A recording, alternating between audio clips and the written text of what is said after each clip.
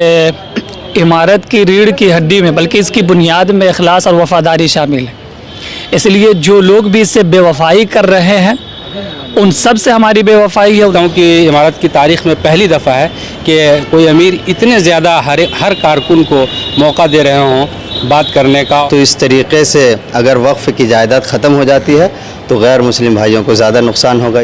नाज़रीन, इमारत शरिया बिहार, उड़ीसा, झारखंड और मगरबी बंगाल के मरकज़ी दफ्तर फुलवारी शरीफ पटना में क़ुज़ात इकराम का ख़ुसूसी इजलास इख्तिताम पजीर हो चुका है।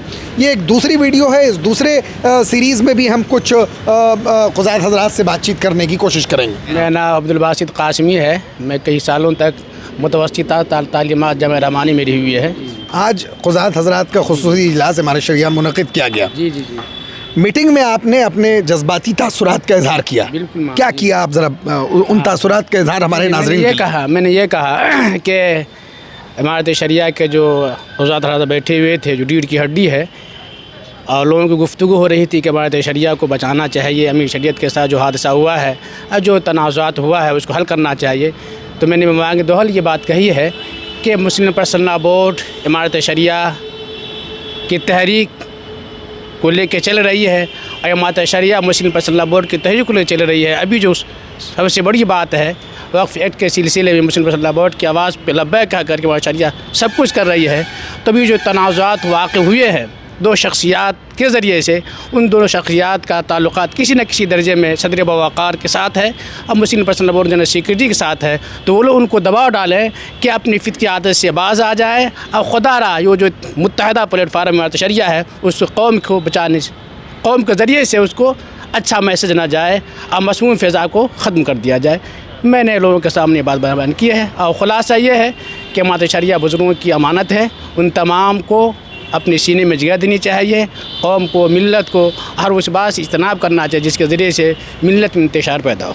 जज़ाकुमुल्लाह। काज़ी साहब, पहले आप अपना नाम मुख्तसर तारुफ से करा दें। मेरा नाम मोहम्मद मुर्तज़ा कासमी है। मैं सीवान दारुल क़ज़ा इमारत शरिया का मैं काज़ी शरीयत हूँ। कब से खिदमत अंजाम दे रहे हैं? तकरीबन ये क्या है 20 साल से। तो आपने इसका मतलब कितने उमराए शरीयत को देखा? मैंने हज़रत मौलाना निज़ामुद्दीन साहब को देखा, उससे पहले हज़रत मौलाना अब्दुर्रहमान साहब को देखा। हैसियत काजी जी, मौलाना निज़ामुद्दीन साहब को, हज़रत मौलाना वली रहमानी साहब को और मौजूदा अमीर शरीयत। जो आपने पहले देखा और आज इमारत शरिया की तौसीफ़ वगैरह को आप देख रहे हैं। जी जी। क्या देख रहे हैं आप? तो देख रहे हैं नुमाया बहुत अभी आगे बढ़ रहा है, हर तरह से तरक्की हो रही है अल्हम्दुलिल्लाह माशाल्लाह। आज क़ुज़ात इकराम का ख़ुसूसी इजलास था। क्या इनफरादियत रही? हर साल ये इजलास होता है। पिछले सालों के इजलास से मुकाबला मुवाजना किस तरह करेंगे आप? इस साल ये का बहुत बेहतर हुआ अल्हम्दुलिल्लाह। सबको कहने सुनने का और उसके बाद बोलने का सबको एक हक़ मिला। हज़रत अमीर शरीयत ने जो बातें की बहुत उम्मीद अफ़ज़ा बात की ना, इससे हम सबको एक अच्छी रहनुमाई मिलेगी इंशाअल्लाह। जी जी। काज़ी साहब, कलकत्ता के काज़ी साहब हमारे साथ काज़ी ज़मीरुद्दीन साहब मौजूद हैं। काज़ी साहब, क्या ख़ास बात रही आज के इजलास की? सबसे ख़ास बात ये रही कि हज़रत अमीर शरीयत मद्दज़िल्लहुल आली ने पूरा वक्त दिया और हर ख़ास व आम जो नए काजी हैं बिल्कुल अभी बहाल हुए हैं उनको भी अपनी बात पूरी हिम्मत के साथ रखने की उन्होंने जुर्रत दी और जो पुराने काजी हैं उनसे भी आपने सुनी, हर एक की बात आपने यकसा तौर पर सुनी और फिर उसके बाद हज़रत ने अपनी राय दी, उस बारे में खुल करके सबको सवाल व जवाब का मौका दिया। ये मैं समझता हूँ कि इमारत की तारीख़ में पहली दफ़ा है कि कोई अमीर इतने ज़्यादा हर कारकुन को मौका दे रहे हों बात करने का और उनके मशवरे ले रहे हों और जो मुश्किलात पेश आ रहे हैं दारुल क़ज़ा में उन सब की राय ले रहे हों। ये एक सबसे इम्तियाज़ी बात थी आज। जज़ाकुमुल्लाह। काज़ी रज़ी साहब हमारे साथ मौजूद हैं, आपको बहुत इस्तक़बाल। शुक्रिया जज़ाक। आज जो इमारत शरिया के ज़रिए एहतमाम तमाम क़ुज़ात इकराम का ख़ुसूसी इजलास मुनक़िद किया गया, इस इजलास की खुसूसियत ये रही कि अल्हम्दुलिल्लाह चारों स्टेट बिहार, उड़ीसा, झारखंड और मगरबी बंगाल के तमाम क़ुज़ात जो है 100% लोग यहाँ हाज़िर हुए और अल्लाह का शुक्र है कि तमाम लोगों ने हज़रत अमीर शरीयत से अपना वादा और इकरार किया कि हम आपके साथ हैं और हमारे शरिया के साथ हैं। आप जब जिस चीज़ का हुक्म देंगे हम आपके साथ, हम किधर जाने वाले नहीं हैं। और ख़ास करके जो 29-28 रमज़ान को جو یہ سانحہ پیش آیا تھا اس پر سب لوگوں نے مذمتی بیان دیا اور کہا کہ یہ لوگ قوم کے غدار ہے، جو قوم کی امانت ہمارے شریعہ پہ ان لوگوں نے شبخو مارا اور اس پر قبضہ کرنا چاہا، وہ یہاں بھی ناکام ہوئے اور اللہ کے یہاں بھی رسوا اور ذلیل ہوں گے انشاءاللہ۔ میرا نام محمد عمران قاسمی، دارالقضاء امارت شریعہ، جامعہ اسلامیہ قاسمیہ بالاسر، سیتامڑھی، بہار۔ اچھا ماشاءاللہ، آج جو قضات حضرات کے لیے خصوصی اجلاس ہمارے شریعہ میں منعقد کیا گیا، تو پہلے بھی یہ اجلاس ہوتے رہے ہیں، ہر سال کا یہ معمول رہا، کیا انفرادیت رہی اس اجلاس کی؟ اس کی انفرادیت یہ رہی کہ جو چھٹا ایجنڈا تھا اس پر لوگوں نے کھل کر بات کی، اور پھر حضرت امیر شریعت نے جو تفصیلات بیان کی ہیں، یہ سب معرکۃ الآراء اور اہم بات تھی۔ اور یعنی قضات حضرات کے اس خصوصی اجلاس میں وہ حضرت امیر شریعت نے اور بھی کچھ لائے عمل بتایا وقف کے تعلق سے، کیا تھا، کیا تاثر ہے اس پر آپ کا؟ بہت بہتر تھا، اس حساب سے کام کیا جائے گا تو انشاءاللہ کامیابی ملے گی۔ آپ کا نام قیص صاحب، کہاں خدمت انجام دے رہے ہیں؟ محمد ابو صالح قاسمی ندوی، دارالقضاء مدرسہ رشید العلوم، بھنڈاری ڈی، گریڈی میں ہوں اس وقت۔ ماشاءاللہ ماشاءاللہ، آج جو قضات حضرات کے لیے خصوصی اجلاس ہمارے شریعہ میں منعقد کیا گیا، خاص بات رہی اس میں پچھلی بار جو پورنیہ میں اجلاس قضات ہوا تھا اس میں بہت سارے مسائل پر تبادلہ خیال قضات سے ہوا تھا، لیکن اس والے معاملے میں ایک سب سے اہم پوائنٹ جو رکھا گیا تھا وہ وقف ترمیمی ایکٹ 2024 جو وقف ایکٹ 2025 ہو گیا ہے، اس پر تفصیلی گفتگو ہوئی حضرت امیر شریعت دامت برکاتہم کی طرف سے، اور ابھی 5 مئی سے پہلے کیا کرنا ہے ہم لوگوں کو، اور 5 مئی کے بعد جو سپریم کورٹ میں سماعت ہونی ہے اس قانون کو لے کر، اس کے بعد سپریم کورٹ کا جو بھی فیصلہ آئے گا، اور پھر حضرت امیر شریعت دامت برکاتہم العالیہ کے ساتھ میٹنگ کر کے جو بھی وہ آدیش دیں گے اور منصوبہ بنائیں گے اس کے مطابق انشاءاللہ آگے کام ہوگا۔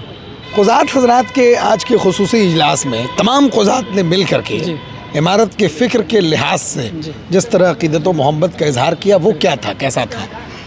یہ تو بالکل دو ٹوک ہے اور صاف بات ہے کہ عمارت کی ریڑھ کی ہڈی میں بلکہ اس کی بنیاد میں اخلاص اور وفاداری شامل ہے، اس لیے جو لوگ بھی اس سے بے وفائی کر رہے ہیں ان سب سے ہماری بے وفائی ہے، ان سب سے ہم لوگوں نے آج بالکل متفقہ طور پر اپنی لا تعلقی کا اظہار کیا ہے اور اس سے رشتے ناطے توڑنے کا ہم لوگوں نے اعلان کر دیا ہے، اور یہ صاف بات ہے کہ جن کو آپ یہ کہہ سکتے ہیں کہ عمارت شریعہ کے ضوابط اور قوانین کی روشنی میں جو اسلامی ڈھانچے پر مرتب کیا گیا اس سے وہ غداری ہے، تو غداروں سے آج تمام قضات نے ہاتھ اٹھا کر حضرت امیر شریعت دامت برکاتہم العالیہ کی آواز پر اپنے رشتے توڑنے کا انہوں نے اعلان کر دیا ہے۔ اللہ دیو گھر کے قاضی صاحب ہیں، اپنی کچھ پریشانیاں آپ نے آج بتائی، کیا پریشانی ہے اور ان چیلنجز کے ساتھ کس طرح آپ وہاں اپنی خدمت انجام دے رہے ہیں؟ دیکھیے، میں رہنے والا دراصل پورنیہ سے ہوں اور دیو گھر میں خدمت انجام دے رہا ہوں۔ جو پریشانی میں نے رکھی ہے ذمہ داران تھے ان کے سامنے، اور انشاءاللہ وہی حل بتائیں گے، رہنمائی کریں گے۔ ہر میٹنگ جو ہے وہ بہتر سے بہتر ہوتا جا رہا ہے۔